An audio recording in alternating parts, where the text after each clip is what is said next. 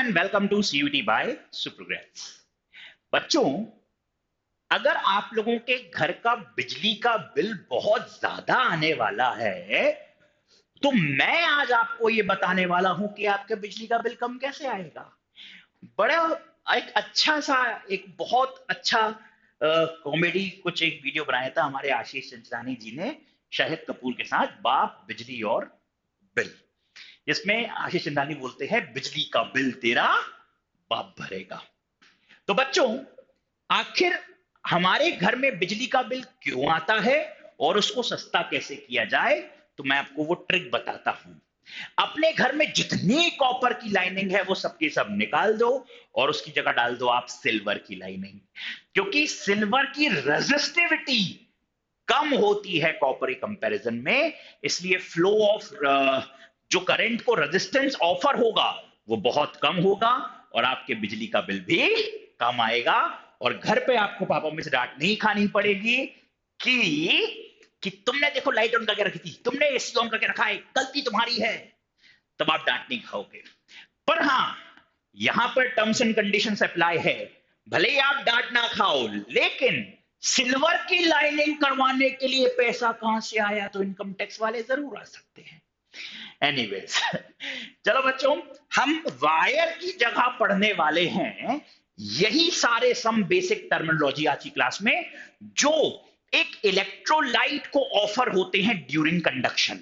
आखिर कौन कौन से फैक्टर्स हैं जो बेचारा एक इलेक्ट्रोलाइट देखेगा, हमारी प्यारी प्यारी सी आयंस देखेंगे during flow of current through electrolytic solution. तो बच्चों, ये कुछ बेसिक है, इसको हम पढ़ लेते हैं। सबसे पहले रेजिस्टेंस। तो बेटा ये तो आप लोग बचपन से पढ़ते हुए आ रहे हो क्लास 10 से कि भाई रेजिस्टेंस होता है V बाय I और उसकी यूनिट होती है ओम। वहीं स्पेसिफिक रेजिस्टेंस जिसको रेजिस्टिविटी बोलते हैं उसको रो से रिप्रेजेंट करते हैं, ये साइन रो का होता है। तो फॉर्मूला होता है RA/L, यूनिट हो जाएगी बेटा ओम मीटर।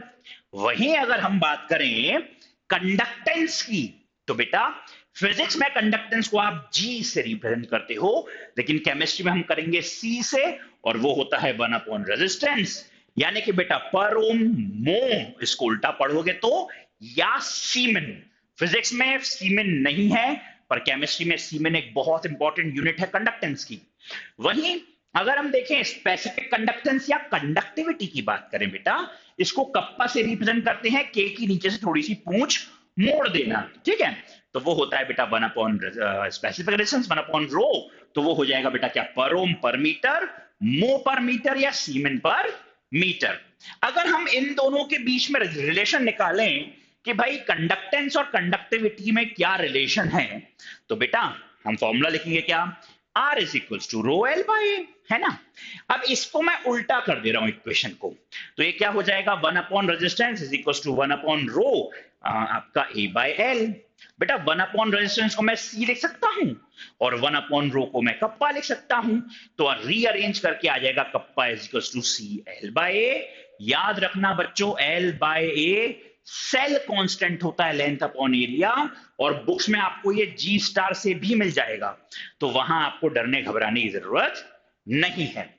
आगे देखिए, अगर हम बात करें मोलर कंडक्टेंस, तो बेटा मोलर कंडक्टेंस क्या होता है, 1 मोल इलेक्ट्रोलाइट आपका कितना कंडक्शन करवा देगा आपके इलेक्ट्रोलाइटिक सॉल्यूशन में, उसको हम बोलते हैं मोलर कंडक्टेंस या मोलर कंडक्टिविटी, जिसको आप लेमडा एम से या उल्टा V लिखोगे तो ये कैपिटल लेमडा है, कैपिटल लेमडा एम से रिप्रेजेंट कर सकते हैं। तो लेमडा एम बराबर आ जाएगा बेटा कप्पा इंटू 1000 अपॉन एम, जहां ऑब्वियसली एम आपका मोलैरिटी है जो होता है WA into 1000 upon MA into volume of solution millilitres में, जहां WA है बेटा वेट ऑफ सॉल्यूट, MA है आपका mass of, molar mass of solute. फिर आता है बेटा इक्विवेलेंट कंडक्टेंस। तो बेटा इसको लेमडा EQ या कैपिटल लेमडा EQ से रिप्रेजेंट करेंगे, और क्या होता है, conduction done by 1 gram equivalence of electrolyte, ठीक है। अब फॉर्मूला क्या हो जाएगा बेटा, lambda EQ is to kappa into 1000 upon N normality, जहां पर N क्या हो जाएगा बेटा आपका, नॉर्मेलिटी होता है WA into 1000 upon valency into valence factor divided by MA into volume of solution, किसमें, मिलीलीटर में। अब यार मैं ये जानता हूं WA into 1000 upon MA into volume of solution जो है ये मोलैरिटी है, तो लेमडा ई क्यू लिख सकता हूं मैं lambda M upon valency factor rearrange करके। Last but not the least, क्योंकि हमने थ्योरी तो पढ़ ली, सर एक क्वेश्चन हो जाए मजेदार वाला। चलो एक क्वेश्चन कर लेते हैं बच्चों। ये क्वेश्चन आपको क्या बोल रहा है, छोटा सा ध्यान दीजिए।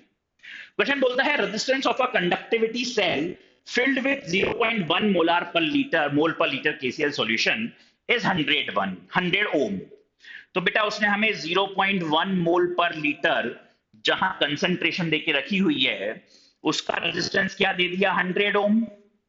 अब मुझे एक गंदी आदत है, जहां रेजिस्टेंस दिखता है मैं कंडक्टेंस लिखा लेता हूं 1/R करके, यानी कि 1/100 ओम। ठीक है, फिर उसके बाद if the resistance of the same cell, अब सेल सेम है बच्चों, अब सेल क्या है, सेल सेम है। ठीक है भाई, देखते हैं अगर सेम सेल है तो क्या बोल रहा है। अच्छा, सेम सेल मतलब दिमाग में आना चाहिए जी स्टार सेम, मतलब सेल कांस्टेंट मेरा सेम, सेल कांस्टेंट मेरा सेम। दिमाग में क्या आना चाहिए बच्चों, मेरा यहां पर जी स्टार क्या होगा, सेम। ठीक है, चलो पढ़ते हैं आगे क्या बोल रहा है।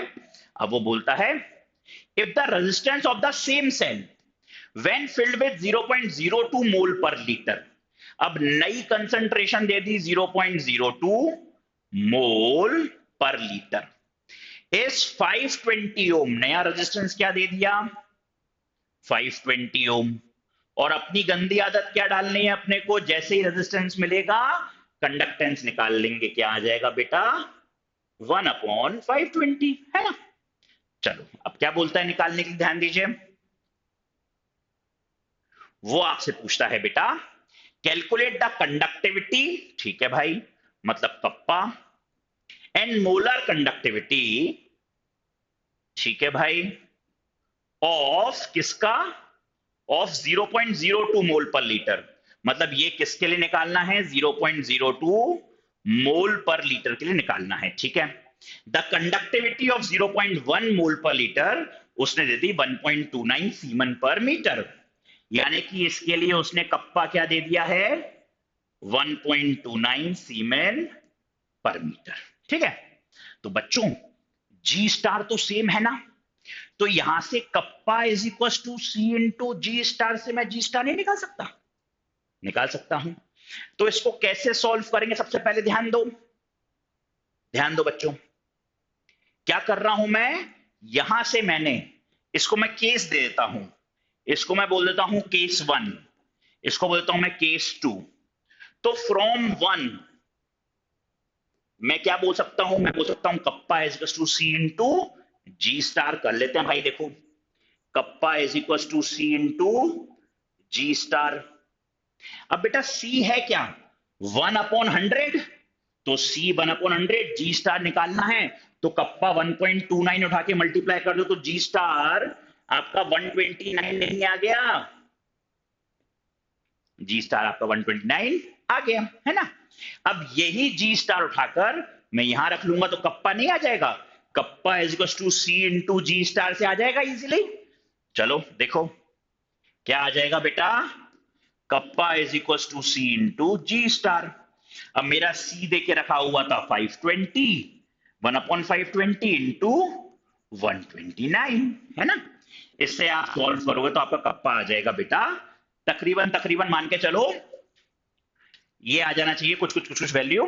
इसको हम अभी देख लेते हैं, चलो देखो क्या आएगा भाई, हमारा कप्पा आ जाएगा, जल्दी कर ले रहे हैं हम लोग कैलकुलेशन। ठीक है, हमारा कप्पा आ जाएगा 129 डिवाइडेड बाय 520, क्या आ गया बच्चों 0.248। ठीक है, आ गया। अब हमें निकालना क्या है, हमें निकालना था बेटा बस बचा हुआ लेमडा एम, वो हो जाएगा बच्चों kappa into 1000 divided by molarity, है ना। या आप क्या लिख लोगे बेटा इसको 0.248 इंटू 1000, मोलैरिटी 0.02 तो दी हुई थी, ठीक है। और जब आप इसको सॉल्व करोगे तो बेटा ये आ जाएगा आपका 12.4, ठीक है, ये आ जाएगा आपका 12.4 इंटू 10 का पावर 3, ठीक है। ये आप जब इसको पूरा सॉल्व कर लोगे तो आपका आराम से आ सकता है 124। ठीक, ये किस में आया है? सीमन मीटर स्क्वायर पर मोल में। ठीक है, तो हमने यहां पर बेसिक टर्म्स पढ़ लिया, हमने पढ़ लिया भाई कि हमारा न्यूमेरिकल कैसे सॉल्व होगा, और यहां पर हमारा ये पार्ट खत्म होता है। मिलते हैं नेक्स्ट क्लास में, टिल देन गुड बाय।